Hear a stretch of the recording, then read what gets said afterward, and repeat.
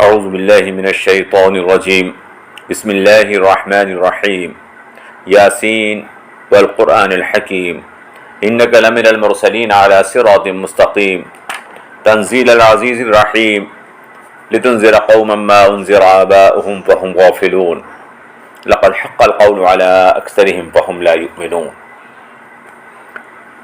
ترجمہ ان آیات کا یہ ہے، یاسین قسم ہے قرآن حکیم کی، بے شک آپ رسولوں میں سے ہیں، سیدھے راستے پر ہیں، نازل کیا ہوا ہے زبردست مہربان کی طرف سے، تاکہ آپ ڈرائیں ایسی قوم کو جن کے بزرگوں کو نہیں ڈرایا گیا تو وہ غفلت میں پڑے ہوئے ہیں۔ ان میں سے اکثر پر بات سچ ثابت ہو چکی ہے تو وہ ایمان نہیں لا رہے ہیں۔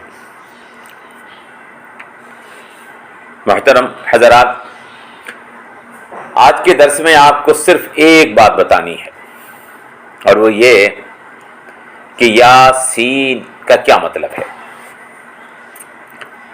انشاءاللہ آئندہ درسوں میں ہم اگلی آیات کا مطلب آپ کے سامنے پیش کریں گے۔ یاسین یہ حروف مقطعات ہیں۔ قطع یقطع قطعاً کے معنی ہوتے ہیں الگ ہونا، کٹا ہوا ہونا۔ کیونکہ یہ حروف الگ الگ پڑھے جاتے ہیں، یا اور سین، اس لیے انہیں حروف مقطعات یعنی الگ الگ پڑھے جانے والے حروف کہتے ہیں۔ یہ حروف قرآن پاک کی خصوصیت ہیں، ان کو فواتح قرآن بھی کہا جاتا ہے۔ امام ابن المنذر ایک بہت بڑے عالم ہیں، ان سے کسی نے معلوم کیا کہ فواتح قرآن کیا ہیں، تو انہوں نے فرمایا کہ ہر کتاب کا ایک راز ہوتا ہے، اور قرآن کا راز فواتح ہیں۔ بعض لوگوں نے اس کا مطلب نکالنے کی کوشش کی ہے، چنانچہ کہا کہ الف لام میم کا مطلب ہے انا اللہ اعلم، یعنی میں سب سے زیادہ جاننے والا ہوں۔ اس میں انا کا الف، اللہ کا لام اور عالم کا میم لے لیا گیا ہے، اس طرح یہ الف لام میم پڑھا جاتا ہے۔ اسی طرح انہوں نے اور حروف کا مطلب بھی بیان کیا ہے، یعنی یہ شارٹ فارم میں جملے ہیں۔ حضرت علی رضی اللہ تعالی عنہ ان حروف کو اسماء حسنہ یعنی اللہ کے ناموں کا مخفف قرار دیتے تھے۔ چنانچہ حضرت انس کہا کرتے تھے، کسی کے لیے جائز نہیں کہ اپنا نام یاسین رکھے، کیونکہ یہ اللہ کا نام ہے۔ حالانکہ فقہاء کرام نے یاسین نام رکھنا جائز بتایا ہے۔ ایک قول یہ ہے کہ حروف مقطعات یا فواتح قرآن کا حساب ہیں۔ چنانچہ حضرت جابر کی ایک روایت میں ہے، جس کو ابن اسحاق نے نقل کیا ہے، کہ ایک یہودی جس کا نام حی ابن اخطب تھا، اس نے حضور اکرم صلی اللہ تعالی علیہ وسلم کو الف لام میم ذالک الکتاب لا ریب فیہ پڑھتے ہوئے سنا، تو وہ کئی یہودی عالموں کو لے کر حضور کے پاس آیا، اور اس نے حضور سے کہا، اللہ نے جو کلام تم پر نازل کیا ہے، اس میں بتایا گیا ہے کہ تمہاری حکومت صرف 71 سال ہے، تو کیا ہم ایک ایسے دین پر ایمان لائیں جو صرف 71 سال چلے گا؟ اللہ کے رسول نے معلوم کیا، تم یہ کیسے کہتے ہو؟ اس نے کہا کہ الف کا مطلب ہے 1، لام کا مطلب ہے 30 اور میم کا مطلب ہے 40، یہ کل 71 برس ہوئے۔ لہذا معلوم یہ ہوا کہ تمہارے اللہ تم سے کہہ رہا ہے کہ تمہاری حکومت صرف 71 برس ہے۔ حضور اکرم صلی اللہ تعالی علیہ وسلم نے ارشاد فرمایا کہ کیا تم نے الف لام میم صاد نہیں سنا ہے؟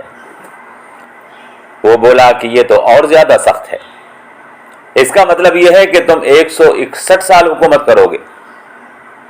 اللہ کے رسول نے فرمایا کہ تم نے الف لام میم را نہیں سنا ہے؟ تو بولا، ارے یہ تو اور بھی زیادہ سخت ہے، اس کا مطلب ہے کہ تم 271 سال حکومت میں رہو گے۔ پھر آپس میں وہ لوگ کہنے لگے کہ چلو، یہ معاملہ ہمارے لیے سخت ہوتا جا رہا ہے اور الجھن بن رہا ہے، ہمیں نہیں معلوم کہ یہ الگ الگ مدت کا بیان ہے یا سب جوڑ کر بیان کیا گیا ہے۔ چنانچہ حروف مقطعات کے سلسلے میں اور بھی اقوام ہیں۔ اس کی تفصیل علامہ سیوطی کی کتاب الاتقان فی علوم القرآن کے اندر دیکھی جا سکتی ہے۔ مذکورہ اقوال کے علاوہ ایک قول اور بھی ہے جو موجودہ دور میں نئی تحقیقات کے نتیجے میں سامنے آیا ہے، اور وہ یہ ہے کہ قرآن کی ہر سورت سے قبل بسم اللہ الرحمن الرحیم ہے، جس میں 19 حروف ہیں۔ قرآن کی 113 سورتوں کے اول میں بسم اللہ لکھی ہے، اور ایک مرتبہ قرآن کریم میں بسم اللہ درمیان سورت میں آئی ہے، یعنی پورے قرآن میں 114 مرتبہ بسم اللہ الرحمن الرحیم کا جملہ آیا ہے۔ بسم اللہ کے حروف جن کی تعداد 19 ہے، اگر بسم اللہ کے حروف سے 114 کو تقسیم کیا جائے جو سورتوں کی تعداد ہے، تو حاصل تقسیم 6 آتا ہے۔ اس میں ایک اور تحقیق ہے، وہ یہ کہ 19 ایسا عدد ہے جس میں اعداد میں سب سے چھوٹا عدد یعنی 1 اور سب سے بڑا عدد یعنی 9 موجود ہے، اور یہ ہندسہ یعنی 19 کا ہندسہ کسی بھی دوسرے ہندسے سے تقسیم نہیں کیا جا سکتا، یعنی اس کو نہ آدھا کیا جا سکتا ہے، نہ 1/3 کیا جا سکتا ہے، نہ 1/4 کیا جا سکتا ہے، نہ اس کا 6واں کیا جا سکتا ہے، نہ اس کا 8واں کیا جا سکتا ہے۔ اس ضابطے کے تحت ہم دیکھتے ہیں کہ جن صورتوں کے آغاز میں حروف مقطعات ہیں، تو حیرت انگیز طور پر قرآن کا ایک حساب ہمارے سامنے آتا ہے، اور وہ یہ ہے کہ مثلا اگر آپ سورہ یاسین میں دیکھیں تو یا اور سین 2 حروف مقطعات ہیں، اور اگر پوری صورت میں یا اور سین کو شمار کریں تو اس صورت میں کتنی بار یہ دونوں حروف آئے ہیں جو حروف مقطعات ہیں، تو معلوم ہوگا کہ یا اور سین دونوں اتنی مرتبہ آئے ہیں جو 19 سے پورے تقسیم ہو جاتے ہیں، جو صورتوں کی تعداد ہے۔ اور یہی حساب ہر صورت اور پورے قرآن کریم میں ہے۔ حروف کا یہ انتہائی پیچیدہ حساب کسی انسان کی طاقت سے باہر ہے۔ ایک بہت بڑی کتاب میں اس کو رکھ دینا تو دور کی بات ہے، اس کو سمجھ لینا اور حروف کو گن لینا بھی بہت بڑی بات ہے۔ اس کی پوری تفصیل اگر آپ دیکھنا چاہیں تو ہماری کتاب المختصر فی علوم القرآن کے اندر دیکھ سکتے ہیں۔ اور یہ اتفاق نہیں ہے، بلکہ کئی مقامات پر الفاظ کے املا کے اندر تبدیلی کی گئی ہے، جیسا کہ یبسط کہ اس کو سین سے لکھا گیا ہے، حالانکہ وہ صاد سے ہونا چاہیے تھا، اور سین حروف مقطعات میں شامل ہے، معلوم ہوا کہ ایسا بالقصد کیا گیا ہے۔ اس کے کئی ثبوت خود قرآن کریم میں موجود ہیں۔ ہم نے اس پوری تفصیل کو اپنی کتاب المختصر من علوم القرآن کے اندر لکھا ہے۔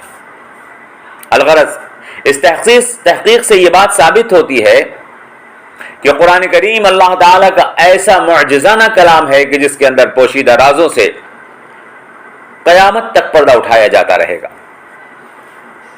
قرآن ایک ایسا مکمل اور معجزانہ کلام ہے کہ جس کا لکھنا انسان کی قوت اور طاقت سے باہر بات ہے، اور گویا حروف مقطعات یہ فواتح قرآن کریم کے حروف اور الفاظ کو محفوظ رکھنے کے لیے، قرآن کریم کے حروف اور الفاظ کو محفوظ رکھنے کے لیے اس پر لگی ہوئی ایک مہر ہے اور ایک تالا ہے جو اللہ کی طرف سے لگا دیا گیا ہے کہ اب اس میں ایک حرف نہ تو کم کیا جا سکتا ہے اور نہ اس میں ایک حرف کا اضافہ کیا جا سکتا ہے۔ واللہ اعلم۔ اگر آدمی غور کرے اور فکر کرے تو صرف ایک یہ بات ہی قرآن کریم کے اللہ کا کلام ہونے کے ثبوت کے طور پر پیش کرنے کے لیے کافی ہے۔ اگر کسی اور مذہب کی کتاب کے اندر یہ کمال اور یہ اعجاز ہوتا تو وہ اس کی 1000 بار تشہیر کرتے اور لوگوں کو بتاتے۔ ہماری کتاب کے اندر ایک ایسا پیچیدہ حساب موجود ہے کہ جس کو رکھنا کسی انسان کے بس کی بات نہیں چل جائے کہ جناب محمد رسول اللہ صلی اللہ تعالی علیہ وسلم جو امی تھے اور جو فرمایا کرتے تھے کہ ہم سے حساب نہیں آتا، ہم سے زیادہ بڑا حساب جوڑنا نہیں آتا، مہینے کے ہم گنتے ہیں تو اس کو 3 بار 10 گن لیتے ہیں، اس کے 3 اشرے بنا لیتے ہیں۔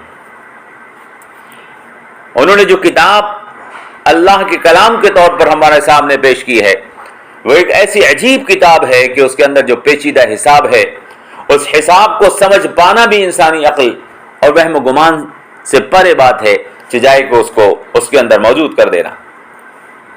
میرے محترم حضرات، یہ سلسلہ وار درس ہے، انشاءاللہ آئندہ درس میں ہم آپ کو بتائیں گے کہ قسم کھانے کا کیا مطلب ہے، اور قرآن میں اللہ تعالیٰ نے جو قسمیں کھائی ہیں اس کا کیا مطلب ہے۔ محترم احباب، سورہ یاسین کی ابتدائی 7 آیتیں نہایت خاص ہیں